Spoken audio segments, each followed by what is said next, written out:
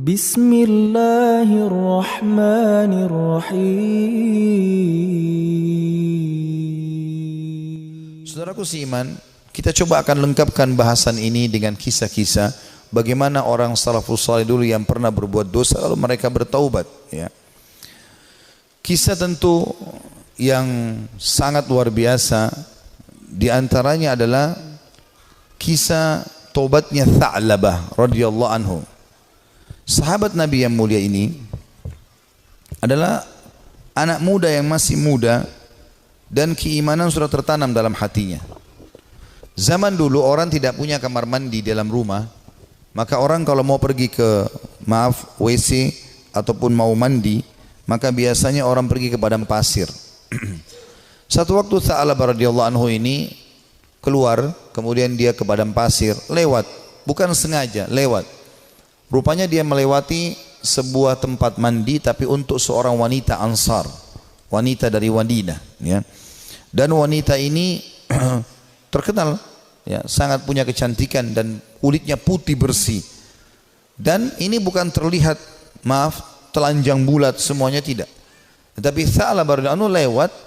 Zaman dulu tempat mandinya laki-laki sama perempuan untuk membedakannya, kalau laki-laki itu dibuat pelapa kurmanya sampai ke daerah kepala sehingga bagian kepala terlihat dan orang tahu di dalam itu adalah orang. Ini di padang pasir, dibuat kayak WC-WC umum gitu, ya, tapi masing-masing punya.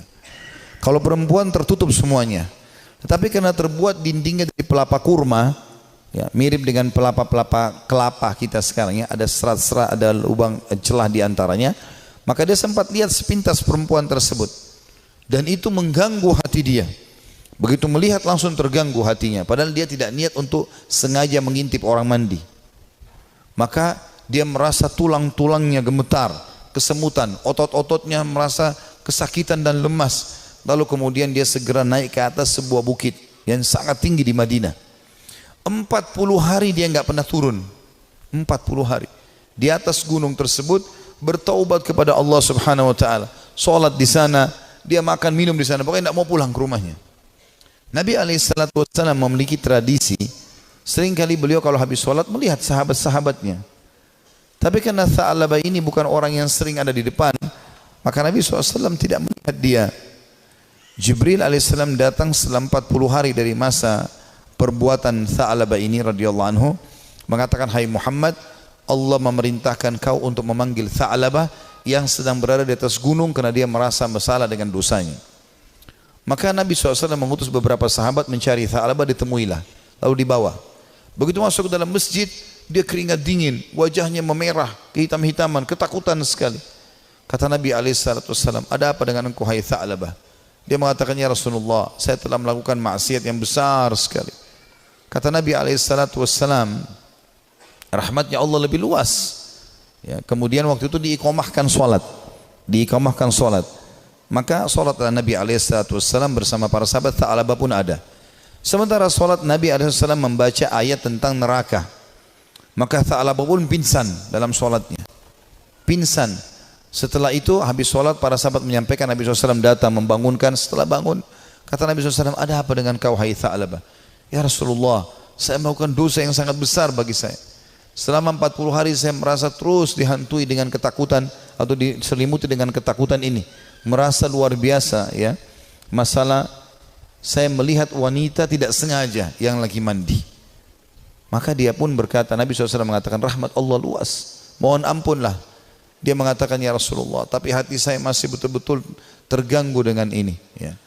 Maka Nabi SAW setelah mengatakan rahmat Allah luas, pulanglah semua sahabat ke rumah, sampai beritakan Nabi SAW kalau Tha'labah sakit di rumahnya. Maka Nabi SAW datang ke rumahnya, kemudian ingin meletakkan kepala Tha'labah di atas paha Nabi SAW. Tha'labah terus berusaha menjauh radhiyallahu anhu. Kata Nabi SAW, "Kenapa kau jauhkan kepalamu dariku?" Dia mengatakan, "Ya Rasulullah, kepalaku penuh dengan dosa." Ini bayangkan sosok seorang sahabat yang hanya sekedar melihat tidak sengaja wanita, ya, yang sedang mandi, itu pun cuma di celah-celah pelapa-pelapa kurma itu. Maka Nabi SAW mengatakan rahmat Allah luas. "Apa yang kau rasakan hai Tha'labah?" Kata Nabi SAW. Kata Tha'labah, "Ya Rasulullah, semenjak saya lakukan perbuatan tersebut, hatiku rasanya seperti sedang direngut, ya, seperti ditekan dengan sesuatu. Tulang-tulangku dan otot-ototku seperti kesemutan semuanya. Aku merasa ketakutan yang luar biasa. Apa harapanmu, kata Nabi SAW? Dia bilang, harapanku agar Allah memaafkan semua dosa-dosaku. Ya, bukan cuma itu saja, aku memaafkan, mohon supaya Allah maafkan semua kesalahanku. Maka Nabi SAW mendapat wahyu dari Jibril AS. Jibril mengatakan, sampaikan kepada Tha'labah, hai Muhammad, kalau Allah sudah memaafkan bukan cuma itu, tapi semua dosanya. Maka Nabi SAW mengatakan, hai Tha'labah, terimalah berita gembira, karena sungguhnya Tuhanmu Allah telah memaafkanmu, dan ini Jibril datang menyampaikan wahyu itu. Maka Tha'labah pun bergembira, senyum, kemudian dia bertakbir lalu meninggal dunia. Maka pada saat dia wafat, teman-teman sekalian radhiyallahu anhu, sahabat Nabi yang mulia, saking takutnya dengan Allah sampai mati, meninggal, ajalnya datang. Waktu itu Nabi SAW mengatakan, urus jenazahnya segera, kita kuburkan, dimandikan segala macam, disolati. Habis sholat lagi mau diantar ke kuburan, Nabi SAW jalan sambil jingkrak-jingkrak, ya, sedikit beliau jinjitkan kakinya. Kata para sahabat, ya Rasulullah, kenapa anda lakukan itu? Kata Nabi SAW, saya merasa malu dengan para malaikat, dan saya tidak bisa menghitung jumlah mereka yang sedang datang melayat jenazahnya Tha'labah radhiyallahu anhu. Sahabat Nabi yang mulia memberikan pelajaran kepada kita bagaimana mereka bertaubat kepada Allah Subhanahu wa ta'ala. Ada juga kisah yang lain, dan kisah ini mirip seorang tukang jagal hewan, suka menyembelih hewan. Dengan juga ada pernah kisah seorang, ya, tukang fitnah. Dua-duanya mirip kisahnya, tapi saya satukan saja. Ini disebutkan oleh para ulama tentang kisah taubatnya orang-orang terdahulu. Dua-duanya ini, tapi di waktu yang berbeda, di tempat yang berbeda, pernah melihat seorang wanita dan dia tertarik dengan wanita tersebut. Ya. Hampir setiap hari dia melemparkan godaannya kepada wanita-wanita ini, selalu melemparkan kata-kata rayuan, tatapan mata, apalah, berikan hadiah segala macam, sampai membuat wanita ini tertarik. Tapi wanita ini orang beriman kepada Allah, tidak mau sama sekali, tidak tergoda. Diajak jalan sama-sama tidak mau, diajak ngobrol tidak mau. Satu waktu dia melihat wanita itu sedang jalan jauh, dan jalan jauh ini pergi ke satu tempat yang kelihatannya tidak banyak orang. Maka kedua laki-laki ini di dua kisah yang berbeda, tempat yang berbeda, tapi kasusnya sama, ya, jalan mengikuti perempuan tersebut. Begitu tiba di tempat yang sangat jauh, dia pun langsung menghadang wanita tersebut, mengatakan, saya jauh-jauh mengikuti kamu karena saya sangat menyukaimu, gitu kan. Maka kenapa kau sia-siakan waktu yang berdua ini? Kenapa nggak bersama-sama sekarang? Enak kalau kita mungkin pacaran sekarang, jauh dari orang. Kalau kau takut selama ini dengan orang, sekarang jauh dari orang. Maka wanita tersebut tiba-tiba mengatakan, kalau kau memang mencintaiku, maka kau harus tahu sebenarnya aku lebih mencintaimu. Aku pun sebenarnya suka dengan kamu, tetapi rasa takutku kepada Allah mengalahkan itu semua. Aku tidak ingin justru karena cinta ini kemudian kita terjerumus dalam kemaksiatan dan Allah hukum kita. Maka dengan kalimat itu saja laki-laki ini tersentuh. Lalu dia mengatakan, subhanallah, yang telah memberikan peringatan kepadaku melalui lisanmu. Kau takut kepada Allah dan aku tidak takut kepada Allah. Lalu laki-laki tersebut meninggalkan si perempuan tadi, dan semenjak itu dia bertobat kepada Allah Subhanahu wa ta'ala, tidak mau lagi mengenal kecuali yang halal dari mereka. Seorang salafus saleh yang lain yang luar biasa, dia karena takutnya dengan fitnah wanita, maka dia mengatakan, ya Allah, jadikanlah seluruh wanita yang tidak halal bagiku, ya, tidak ada perbedaan, atau hilangkan syahwatku dari seluruh wanita yang tidak halal bagiku. Maka dia mengatakan, demi Allah, Allah kabulkan doa saya, sehingga tidak ada syahwat kecuali pada istri saya saja, pada yang halal, dan tidak ada bedanya antara wanita yang tidak halal bagiku dengan sebuah tembok. Artinya betul-betul mereka ingin menjaga diri dari perbuatan yang salah. Dinukil kisah yang lain seorang anak muda. Ini kenapa saya sebutkan banyak kisah anak muda, karena memang anak-anak muda yang banyak terjerumus dalam kemaksiatan, karena mereka punya potensi, energi, ya, banyak sekali kesempatan, dan ingin tahu sesuatu itu lebih besar daripada orang yang sudah berumur. Walaupun memang orang berumur pun bisa terjadi, tapi umumnya orang kalau sudah tua khawatir berbuat dosa. Maka ada seorang anak muda selalu berbuat maksiat di zaman Nabi Musa alaihissalam, sibuk dengan dosa-dosa yang dia lakukan. Setiap hari diingatkan, Nabi Musa tidak mau tahu. Sampai masyarakat dari Bani Israel pun sudah merasa ini orang tidak ada lagi solusinya nih. Ini sudah tidak ada solusinya orang ini. Maka mereka mengeluh kepada Musa alaihissalam. Allah pun berfirman kepada Musa melalui Jibril alaihissalam, usir anakmu itu dari negerimu. Tidak boleh lagi ada di sana dia. Maka Musa alaihissalam menyampaikan kepada Bani Israel, kalau Allah sudah menurunkan firman-Nya menguruh anak muda ini diusir. Maka anak muda pun itu diusir dari kota tempat Nabi Musa alaihissalam dengan Bani Israel tinggal. Terus saja dia jalan sampai tiba di sebuah padang pasir yang luas. Kemudian dia merasa dirinya sakit, lemah, terpukul karena jauh dari orang-orang. Maka dia pun lalu berkata, ya Allah, jangan engkau haramkan aku dari rahmat-Mu. Aku tahu aku telah berbuat dosa, tapi rahmat-Mu jauh lebih luas. Aku bertobat dan beristighfar kepadamu dari seluruh dosaku ya Allah. Maka maafkanlah aku. Terus dia ucapkan permohonan maafnya kepada Allah. Sampai 3 hari berturut-turut, setelah itu dia meninggal dunia si anak muda ini. Setelah dia meninggal dunia sendirian di padang pasir itu dengan kondisi menyesali kesalahannya, maka dia pun Musa pun alaihissalam didatangi oleh Jibril. Jibril mengatakan, hai Musa, Tuhanmu Allah memberikan perintah kepadamu agar engkau keluar ke padang pasir ini dan itu disebutkan cirinya. Di sana ada satu wali Allah yang Allah suruh kau mengurus jenazahnya. Maka Musa alaihissalam pun keluar ke padang pasir yang ditunjukkan. Begitu tiba di sana tidak dilihat kecuali anak muda tadi yang memang dianggap orang ini buruk di tengah-tengah Bani Israel. Maka pada saat itu pun Musa alaihissalam mengatakan, ya, Jibril alaihissalam mengatakan kepada Musa, sesungguhnya orang ini telah bertobat selama berapa hari? 3-4 hari meninggalkan negerimu dan Allah terima taubatnya. Maka Musa alaihissalam pun mengurus jenazahnya kemudian menguburkan dia. Begitu luasnya rahmat Allah subhanahu wa ta'ala. Bagi orang yang masih melakukan kemaksiatan dan berfikir bahwasanya susah untuk bertaubat, tidak ada yang susah teman-teman sekalian. Kita akan kisahkan sekarang seorang tokoh tabi'in yang masyhur, Fudail bin Iyad rahimahullah. Orang ini sangat unik ceritanya, karena dulunya dia adalah perampok jalanan. Saking mahirnya dia mencuri dan merampok sampai dia tidak butuh tim, sendirian. Dikatakan dalam kisah ini, Fudail bin Iyad sendirian, tidak butuh orang-orang lain untuk membantunya. Dan setiap kali ada kafilah mau lewat di tempat Fudail, pasti mereka ketakutan, lebih takut daripada melewati tempat yang lain, karena Fudail bunuh, ambil hartanya, gak ada toleransi. Dan dia satu orang bisa mengalahkan sekian banyak orang dalam duel dan berperang. Sampai satu waktu ada satu kafilah, satu malam Fudail bin Iyad lagi nunggu-nunggu, ya, ada mangsa yang lewat, dia ingin mengambil dan merampok dari mereka. Di tengah jalan subhanallah, atau pas lagi nunggu ada kafilah yang lewat, bukan tengah jalan, ada kafilah yang lewat. Kemudian kafilah ini berbicara satu sama yang lain dan Fudail mendengarkan.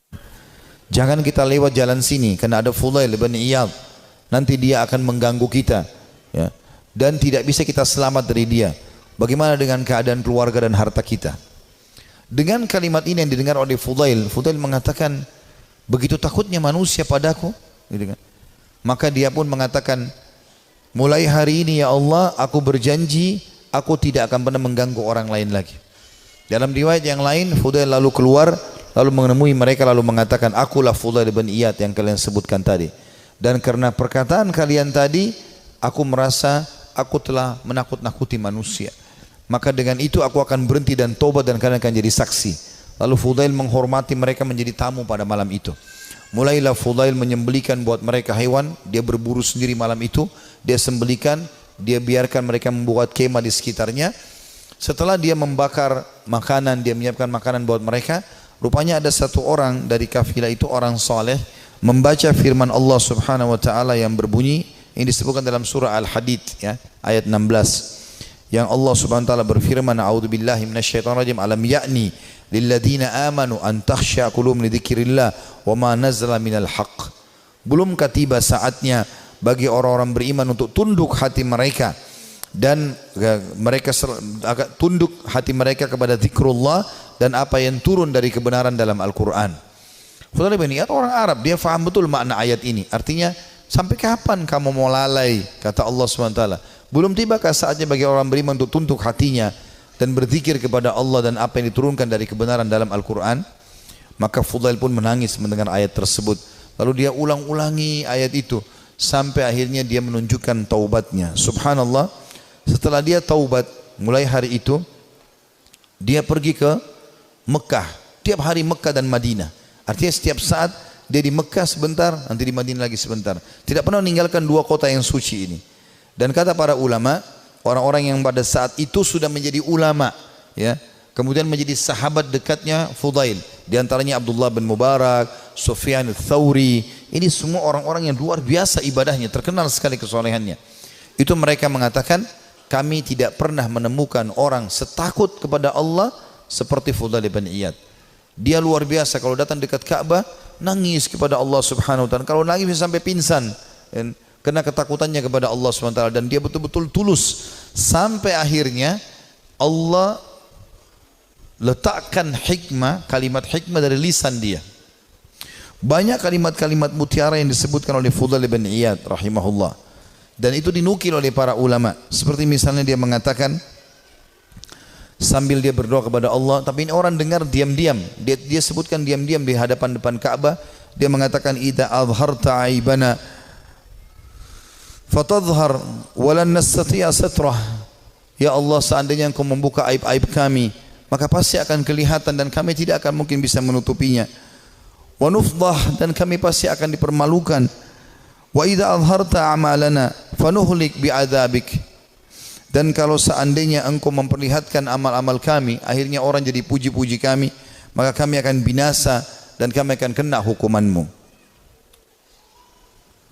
Kemudian dia juga menyebutkan dalam statementnya yang masyhur setelah dia taubat, kamu berhias untuk manusia, hai Fudail, berdandan untuk mereka, dan terus saja riya, pamer ibadah-ibadah sehingga mereka menilaimu saleh, mereka menunaikan kebutuhanmu, kemudian melapangkan tempat duduk untukmu dan bermuamalah denganmu karena mereka salah duga. Kamu buruk bila demikian adanya. Artinya orang-orang akan menilai kau seakan-akan kau itu orang soleh, padahal sebenarnya tidak, ya. Dia terus menasihati dirinya agar jangan sampai dia lalai.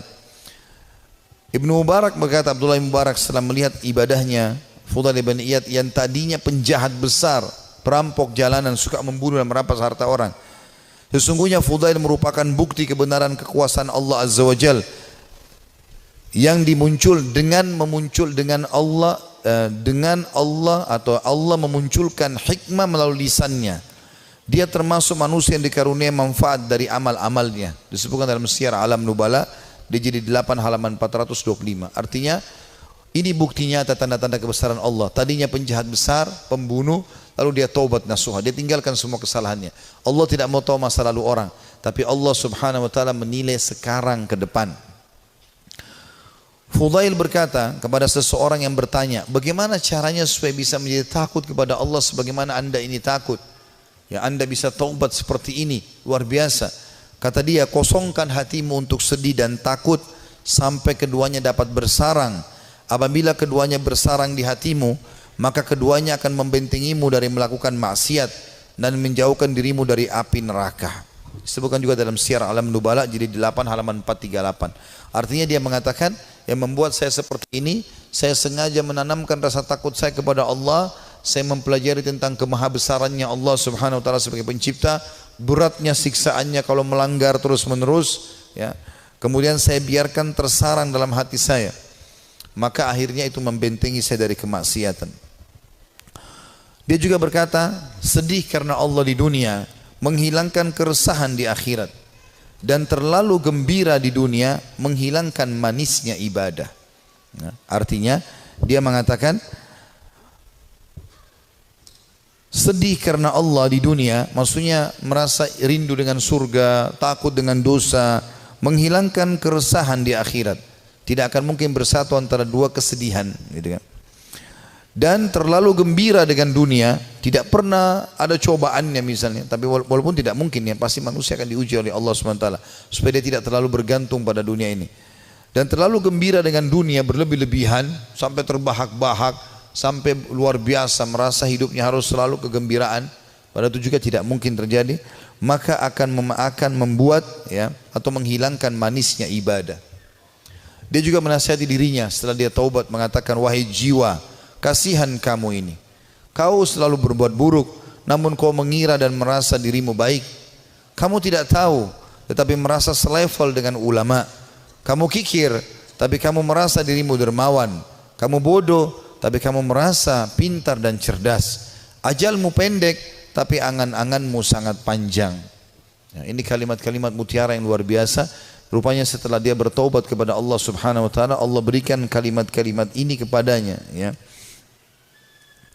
Dia mengatakan, saya ulangi, wahai jiwa, kasihan kamu. Kau berbuat buruk, namun kau mengira dirimu berbuat baik. Artinya, amal-amal yang kau kerjakan ini masih kurang. Tapi kenapa kau selalu merasa bangga? Ini dia nasihati dirinya sendiri. Karena ada orang kadang-kadang begitu, dikuasai oleh syaitan, dia merasa bangga. Saya sudah haji sekian kali, saya sudah pernah bersedekah ini dan itu, saya pernah bangun masjid satu masjid itu terus yang dibahas. Apa saja semuanya dibanggakan. Maka dia menasihati dirinya supaya dia terus termotivasi mau ibadah. Dia mengatakan, wahai jiwa, kasihan kamu. Kau sebenarnya berbuat buruk masih sedikit, tapi kau pikir dirimu sudah berbuat banyak. Kau tidak tahu, ya, tapi kau menganggap dirimu selevel dengan ulama. Ini juga banyak jadi penyakit di dalam tengah-tengah penuntut ilmu. Baru belajar setahun 2 tahun sudah merasa dirinya luar biasa. Akhirnya sudah mulai membicara tentang ulama ini, tentang ulama itu. Habis waktunya untuk itu. Maka semestinya seseorang menyadari kalau dia baru belajar, ya sudah dia belajar. Sebagaimana dikatakan oleh Fudail di sini rahimahullah. Beliau mengatakan, kau tidak tahu tapi kau merasa dirimu selevel dengan ulama. Yang ketiga dia bilang bahwa dirinya, kamu kikir tapi kau merasa dirimu dermawan. Ya, artinya berapa banyak sih yang kau sudah sedekahin sehingga kau selalu banggakan, hai Fudail? Padahal sebenarnya kau bakhil. Sedikit sekali yang kau keluarkan dibandingkan nikmat Allah yang melimpah kepadamu. Ini juga, ya, tamparan yang sangat keras bagi orang yang tadi baru sedekah sekali, 2 kali, 3 kali dalam 1 bulan, dalam 1 tahun, bahkan mungkin 10 tahun sekali, atau mungkin seumur hidup baru melakukan 1 kebaikan itu. Jadi misalnya membangun sebuah masjid atau 1 kegiatan, sudah dibangga-banggakan, ya. Kemudian dia mengatakan yang keempat, kau bodoh tapi merasa dirimu pintar dan cerdas. Ada orang juga ini kena penyakit ini, ya. Begitu dia sudah belajar agama, dia sudah mulai faham sedikit ayat, hadis, maka dia rasa dirinya tidak perlu belajar lagi. Ini keliru. Kita harus menuntut ilmu sampai menjelang meninggal dunia. Dan beliau mengatakan, ajalmu pendek tapi angan-anganmu sangat panjang. Artinya banyak angan-angan yang kau bangun tapi sebenarnya semuanya itu mengganggu hidupmu. Juga dia berkata, Fudail rahimahullah, manusia paling berdusta adalah mereka yang mengulangi perbuatan dosa yang pernah dilakukannya. Manusia yang paling dusta adalah manusia yang mengulangi apa yang pernah dia lakukan dulu. Manusia yang paling bodoh, jadi kalau dia pernah buat dosa dia ulangi lagi, berarti dia manusia paling dusta. Karena dia sudah tahu salah tapi kenapa dia lakukan. Lalu dia mengatakan manusia paling bodoh adalah manusia yang memperlihatkan amal kebaikannya. Kalau ada manusia yang mau dinilai paling bodoh adalah orang yang suka pamer-pamer amalnya. Ya, saya ini lakukan, saya sudah haji sekian kali, saya sudah bangun masjid ini dan itu, saya sudah begini dan begitu. Dia banggakan amalnya. Itu manusia yang paling bodoh. Karena hilang semua pahalanya dengan dia riya. Lalu dia mengatakan manusia yang paling dekat dengan Allah yang paling takut kepadanya. Ini juga statementnya mirip dengan apa yang dikatakan oleh sebagian ulama yang membuat Umar bin Khattab radhiyallahu anhu yang mendapatkan kemuliaan sabda Nabi SAW, wahai Ibnu Khattab, kalau kau lewat di sebuah lembah, syaitan melihat kau lewat di lembah itu, maka dia akan mencari lembah yang lain karena takut bertemu denganmu. Kata ulama, syaitan takut dengan Umar bin Khattab padahal Umar enggak melihatnya. Bertemu dengan Umar aja syaitan cari tempat lain. Jadi jangankan menggoda, jadi dia bahkan menghindar dari Umar padahal Umar tidak melihatnya. Karena rasa takutnya Allah SWT kepada Allah. Karena rasa takutnya Umar bin Khattab kepada Allah Subhanahu wa taala. Jadi siapa yang takut kepada Allah, Allah akan buat, ya, seluruh makhluk takut kepadanya. Dan siapa yang tunduk kepada Allah, Allah juga tundukkan makhluk kepadanya. Ya, semua itu siapa yang cinta kepada Allah, Allah akan buat makhluk cinta kepadanya dan seterusnya. Juga kata beliau, manusia tidak akan sempurna sehingga agamanya mampu mengalahkan nafsunya, dan manusia tidak akan binasa sehingga nafsunya mengalahkan agamanya. Ini statement yang mulia. Beliau mengatakan kalimat ini penting untuk digarisbawahi teman-teman sekalian. Manusia tidak akan sempurna sehingga agamanya mampu mengalahkan nafsunya. Artinya ilmu yang dia pelajari itu menjadi patokan dan pegangan hidupnya sehingga nafsunya diawasi oleh ilmunya. Karena ilmu agama itu mengawasi kita. Ilmu agama mengawasi kita. Kalau kita belajar agama, ilmu kita sudah halal haramnya Allah seperti bodyguard. Kita mau makan, mau minum, mau mencari pendapatan, mau bergaul, agama akan mengatakan itu boleh atau tidak boleh. Maka orang yang sempurna adalah orang yang justru ilmu agamanya itu bisa mengontrol hawa nafsunya. Dan sebaliknya, orang yang binasa adalah orang yang nafsunya mengalahkan agamanya. Jadi dia pun tahu agama tapi tetap saja dikalahkan oleh agamanya sendiri. Dan ini semua adalah hal mendasar yang perlu digarisbawahi dari nasihat yang mulia. Ini kita bisa, ini sebagian kecil ya, banyak sekali statementnya, hampir semua buku tentang tazkiyatun nafs, ya, pensucian jiwa, tentang zuhud, ya, menginginkan akhirat, gitu kan, daripada dunia, masalah keimanan, ya, masalah penyesalan, itu selalu ada statementnya Fudail bin Iyad.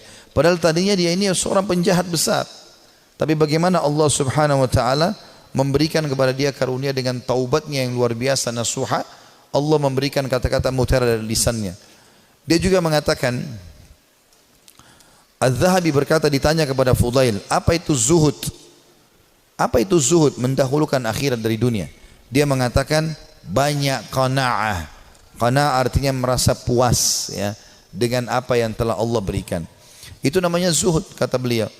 Jadi kalau kau mau dikatakan zuhud, kau berharap akhirat dan dunia kau jalani juga, tapi akhirat kau dahulukan, adalah banyak merasa syukur kepada Allah.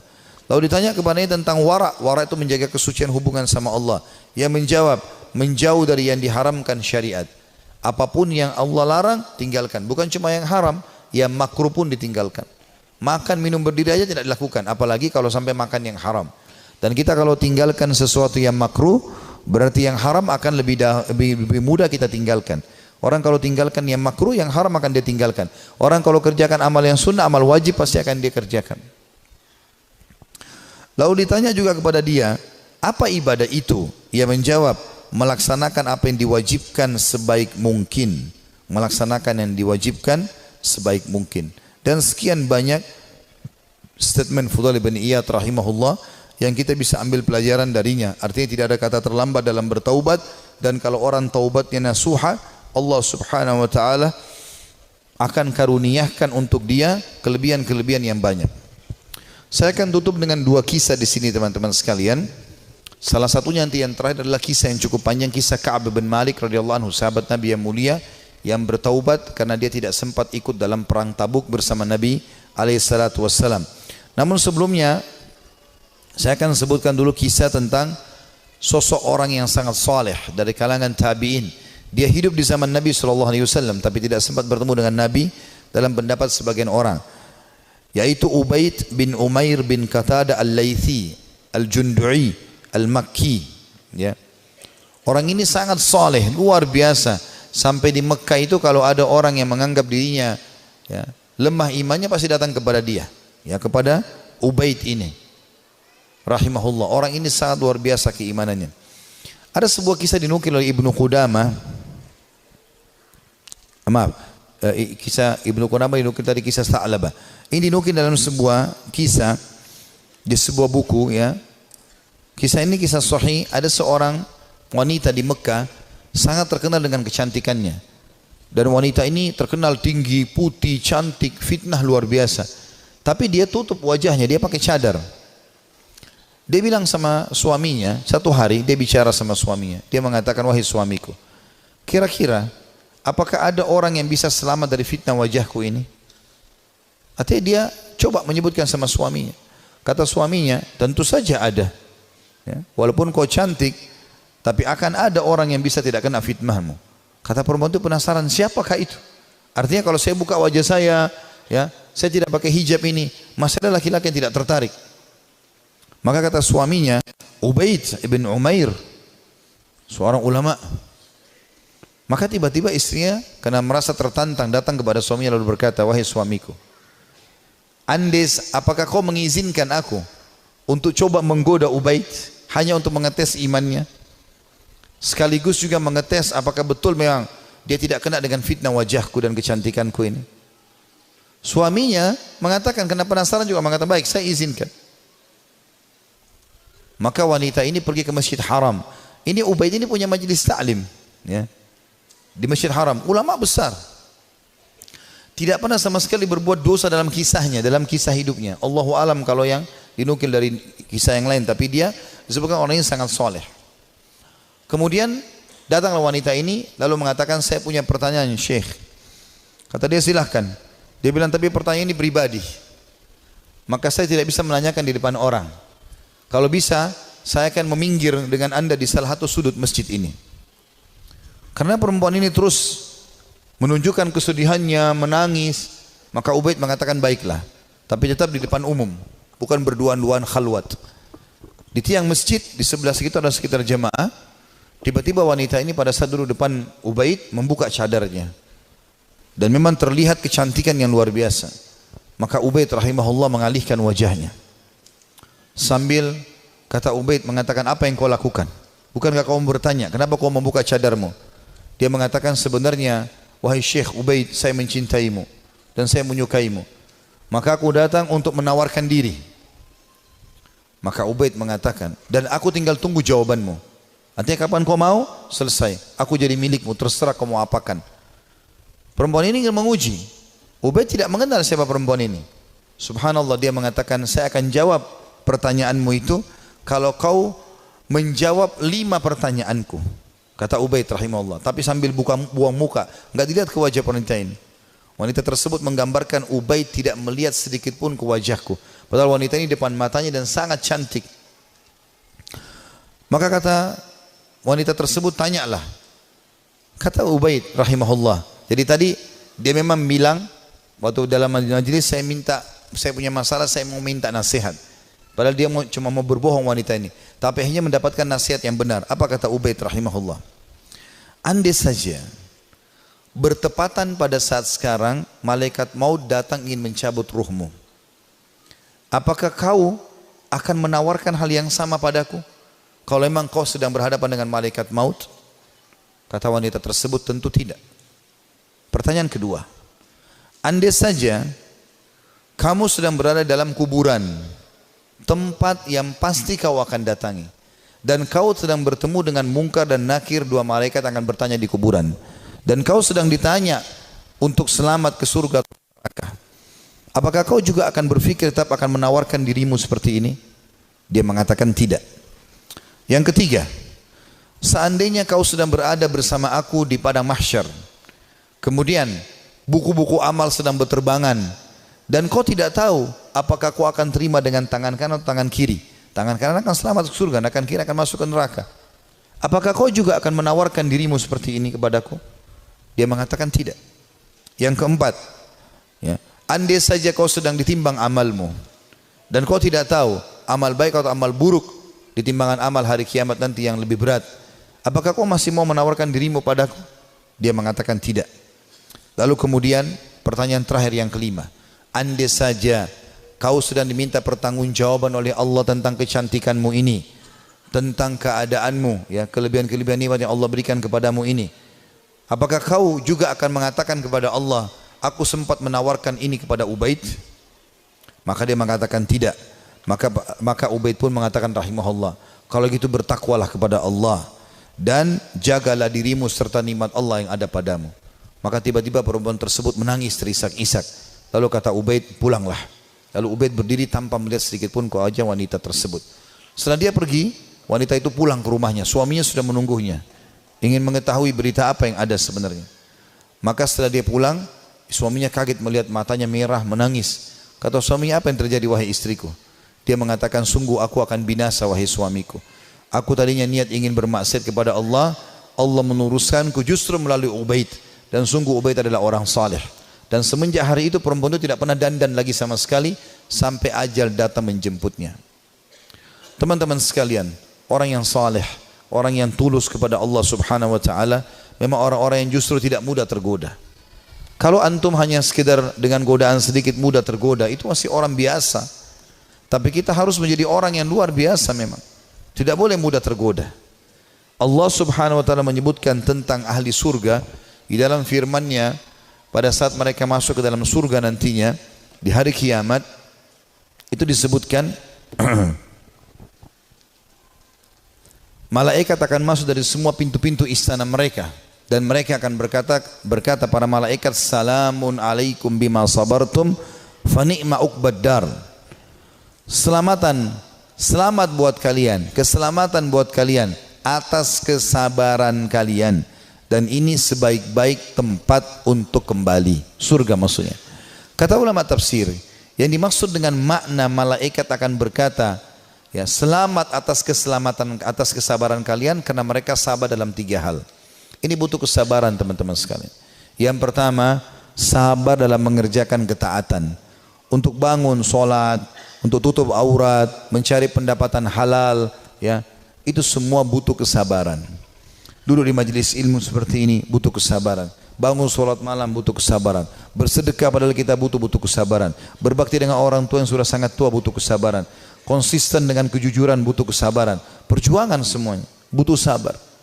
Ini sebab masuk surga karena kesabaran. Yang kedua, sabar dalam menolak kemaksiatan.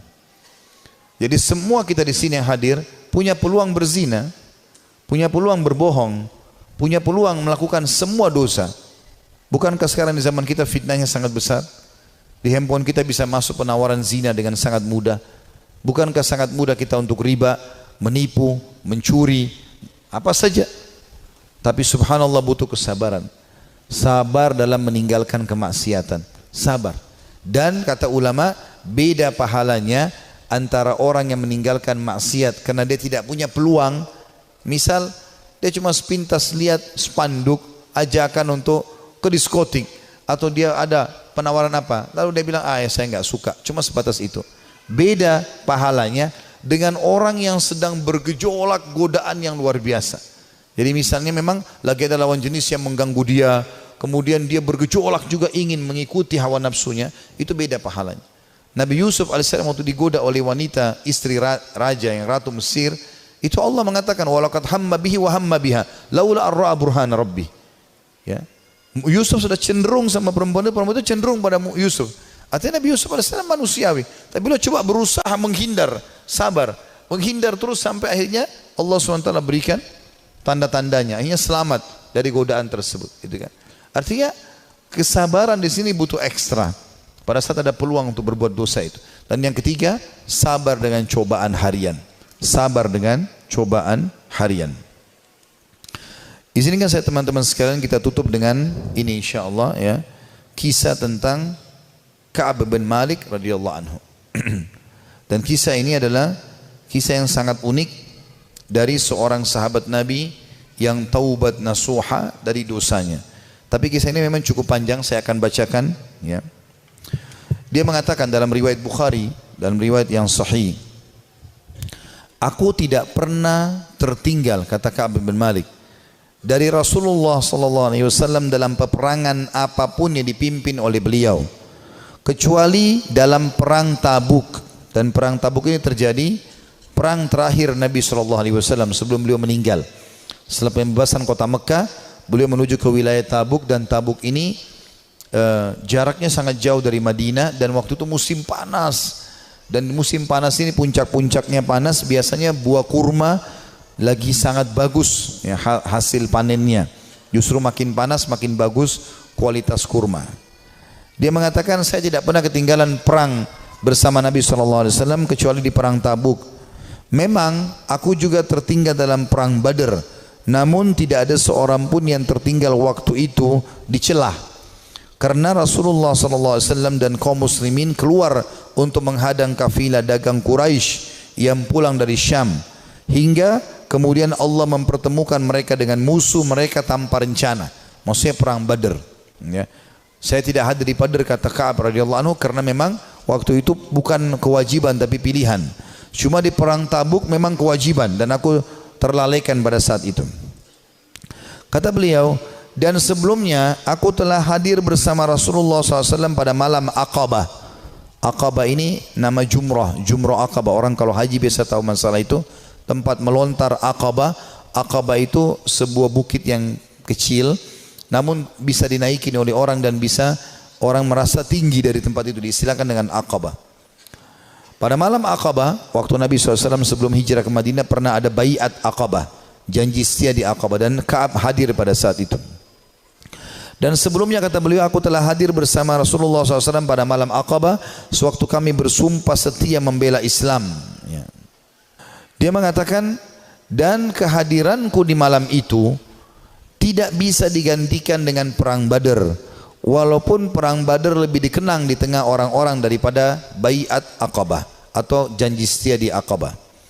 Dan di antara kisah hidupku adalah ketika aku tertinggal dari Rasulullah SAW pada perang Tabuk, aku tidak pernah merasa lebih kuat dan lebih mampu daripada keadaanku ketika aku tertinggal dari perang itu. Jadi maksudnya pada saat itu aku tidak punya alasan untuk tidak ikut perang Tabuk. Waktu itu Nabi SAW wajibkan semua laki-laki yang kuat dan tidak punya udzur. Ya. Pada saat itu aku sangat kuat, belum pernah aku sekuat itu sebelumnya.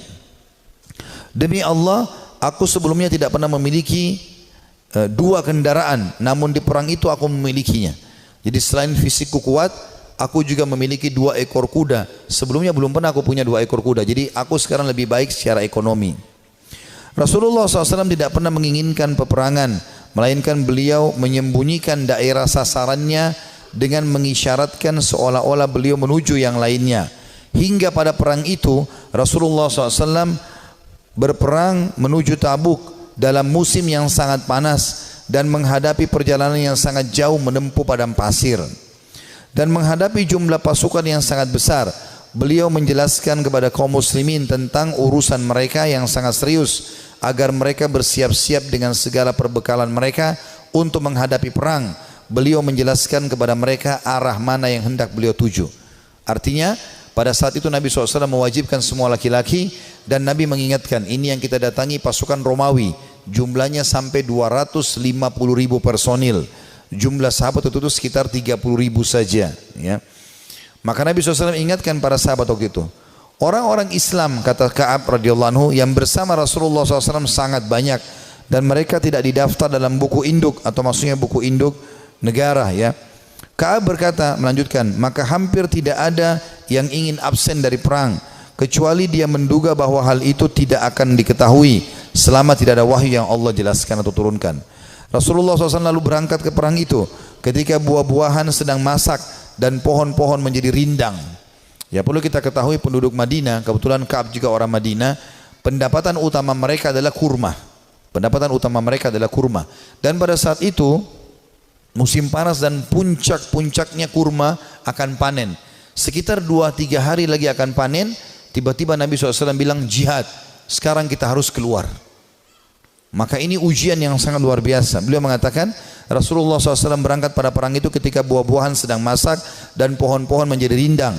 Maka aku lebih cenderung kepadanya, kepada hasil panen.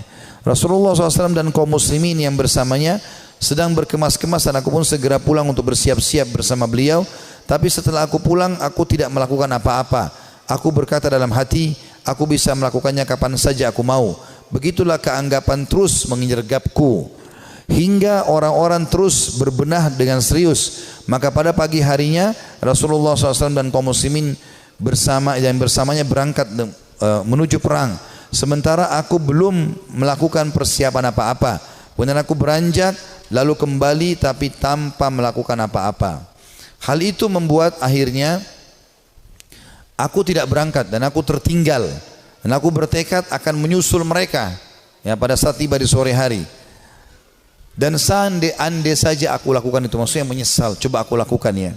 Namun kemudian hal tersebut tidak ditakdirkan untukku. Maka ketika aku keluar ke tengah manusia setelah keberangkatan Rasulullah SAW, aku merasa bersedih dan aku tidak melihat seorang panutan untukku kecuali laki-laki yang tercelah karena kemunafikannya, atau orang yang diterima uzurnya dari Allah SWT dari kalangan orang-orang yang lemah. Rasulullah SAW tidak menyebut-nyebutku hingga beliau sampai di Tabuk. Beliau bersabda sambil duduk di tengah pasukan Tabuk, apa yang dilakukan oleh Ka'ab bin Malik? Maka salah seorang dari Bani Salamah berkata, wahai Rasulullah, dia tertahan oleh pakaian burdahnya dan sibuk melihat kedua sisi tubuhnya. Maksudnya dia tidak ada uzurnya untuk tidak keluar bersama anda. Maka Mu'adz bin Jabal berkata kepadanya, sungguh buruk apa yang telah kamu ucapkan. Demi Allah ya Rasulullah, kami tidak mengetahui apa yang ada padanya melainkan kebaikan. Jadi Mu'adz di sini membela Ka'ab, mengatakan dia orang baik ya Rasulullah. Maka Rasulullah SAW diam. Tak kala beliau dalam keadaan seperti itu, tiba-tiba beliau melihat dari kejauhan seorang laki-laki yang mengenakan pakaian putih yang terlihat bergerak terombang-ambing oleh fata morgana. Maka Rasulullah SAW bersabda, orang itu adalah Abu Haythamah. Ternyata benar dia adalah Abu Haythamah Al-Ansari, orang yang bersedekah dengan satu sak kurma ketika dicela oleh orang-orang munafik. Jadi pada saat Nabi SAW menyuruh orang-orang untuk berinfak ya, untuk perang Tabuk, orang-orang munafik hadir di situ, tapi orang munafik tidak berinfak. Mereka cuma mencaci maki saja. Ya. Ada orang yang datang membawa satu kain besar berat, diangkat jatuh, dikasih kepada Nabi SAW. Orang-orang munafik mengatakan riya. Lalu Abu Haythamah ini datang radhiyallahu anhu membawa cuma satu keranjang kecil, satu piring kecil kurma, isinya cuma 3-4 butir kurma. Lalu dihidangkan, ya Rasulullah, ini buat jihad di jalan Allah. Maka orang munafik juga menghina Abu Haythamah sambil mengatakan, ya, untuk apa ini? Mau diapakan dengan 3-4 butir kurma? Tapi akhirnya Allah Subhanahu wa taala memuji karena infaknya itu. Ka'ab berkata, tak kala sampai berita kepadaku bahwa Rasulullah SAW telah pulang dari Tabuk, kesedihanku datang lagi. Aku mulai mengingat dusta dan berkata, aku ingin berdusta dan berkata, dengan apa?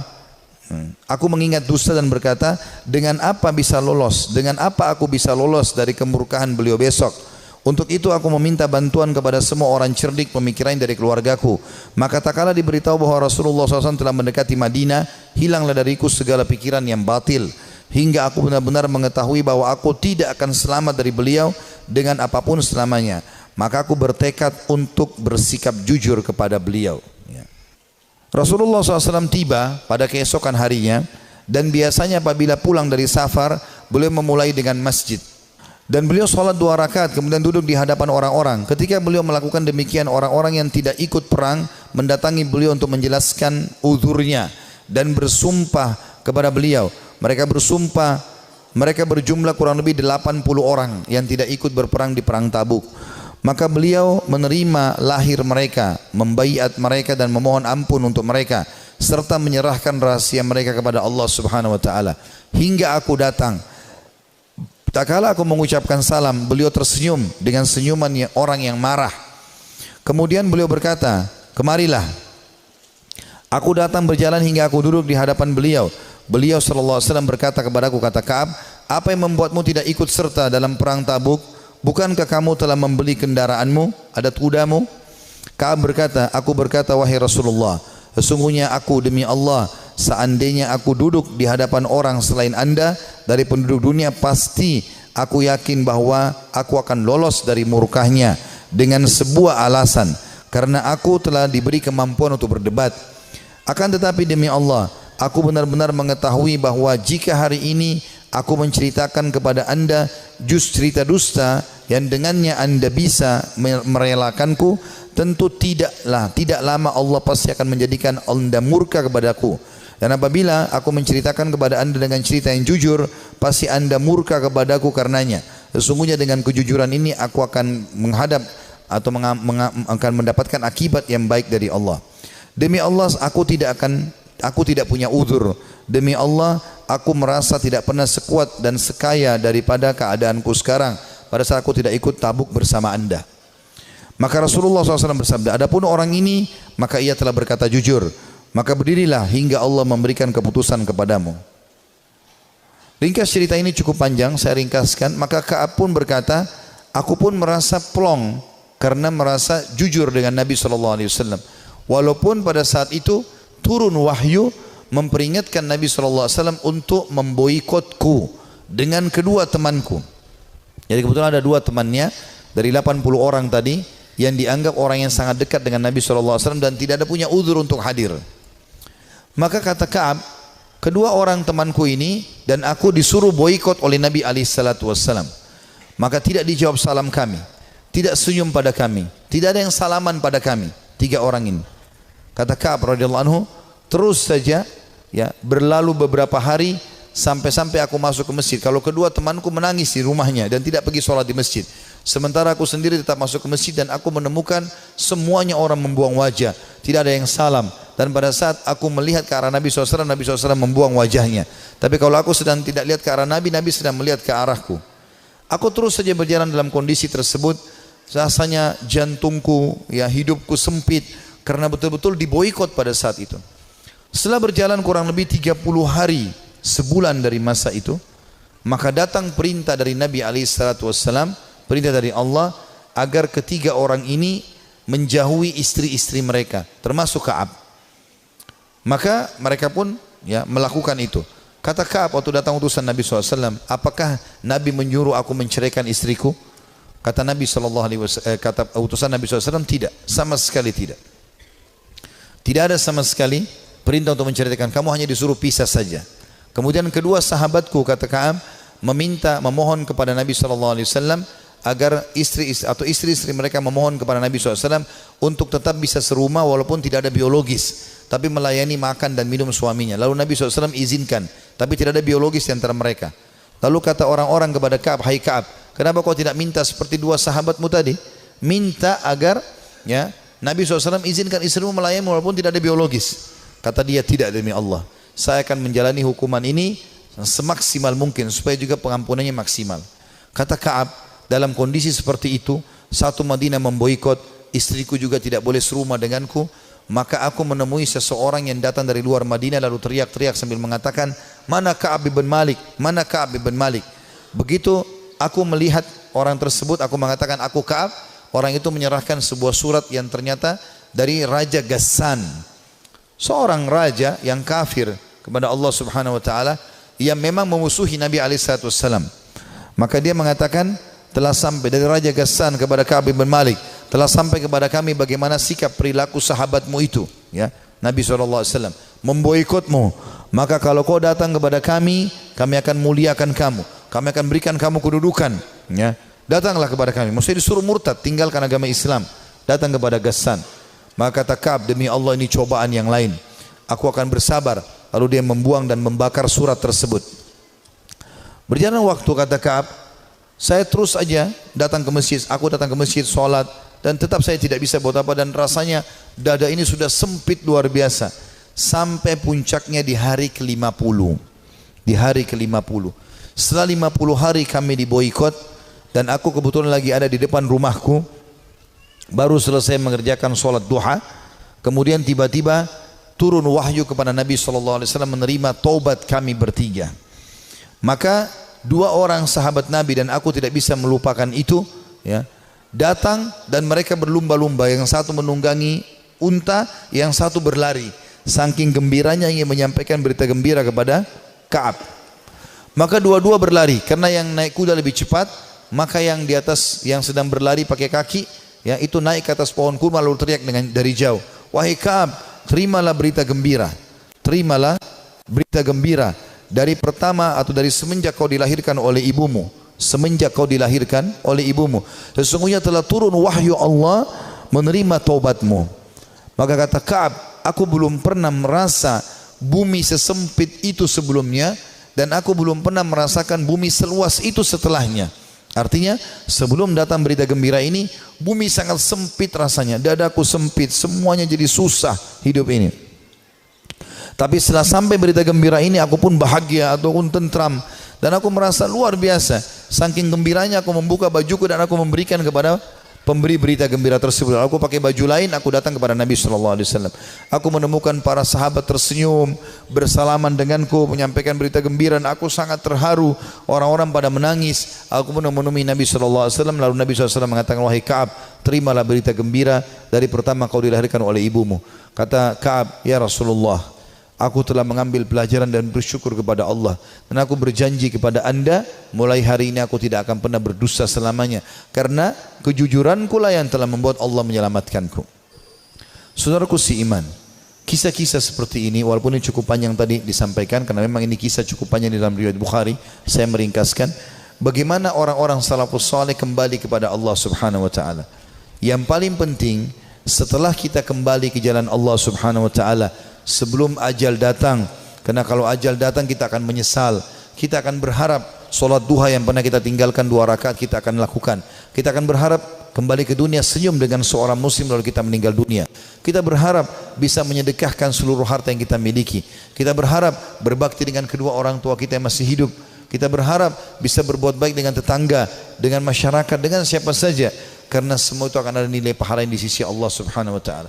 Sebelum itu terjadi, teman-teman sekalian, penyesalan, sekarang kesempatan kita kembali kepada Allah Subhanahu wa taala. Allah mengatakan wa anibu ila rabbikum wa aslimu lah. Tadi sudah saya bacakan dalam surah Az-Zumar. Kembalilah kalian ke jalan Tuhan kalian dan tunduklah kepadanya. Menjadi orang yang baik, orang yang patuh kepada Allah, orang yang saleh dan salehah, mulia. Dia akan makan, dia akan minum, dia akan punya jabatan, dia akan punya harta, dia akan punya pasangan yang baik seperti dia akan punya anak-anak yang baik dan soleh. Allah akan berikan kebahagiaan, dan di akhirat dia akan dapatkan juga yang terbaik. Allah janjikan surga yang luas, dia akan tinggal tunggu ajal datang saja lalu masuk ke surganya. Orang-orang yang fasik, makannya susah, yang hidupnya susah, begitu juga dengan yang lainnya. Bahkan kalaupun ada di dunia itu adalah sifatnya tadarruj, tahapan siksaan dari Allah Subhanahu wa taala. Firaun juga makan, Namrud juga makan, dan seluruh orang yang Allah binasakan juga makan, tapi malah menjadi tadarruj atau tahapan siksa buat mereka. Mereka makin lalai, akhirnya mereka meninggal dalam keadaan kufur, dan penyesalan abadi selamanya bagi Fir'aun sampai tidak ada waktunya, dan kegembiraan bagi Musa alaihissalam sampai tidak ada waktunya. Ini semua akan kekal. Allahu a'lam. Dan ini yang kita sampaikan teman-teman sekalian, mudah-mudahan bisa diambil manfaatnya. Kalau ada benar dari Allah, kalau ada salah dari saya mohon dimaafkan. Subhanakallahumma bihamdika asyhadu an la ilaha illa anta astaghfiruka wa atubu ilaik. Wassalamualaikum warahmatullahi wabarakatuh.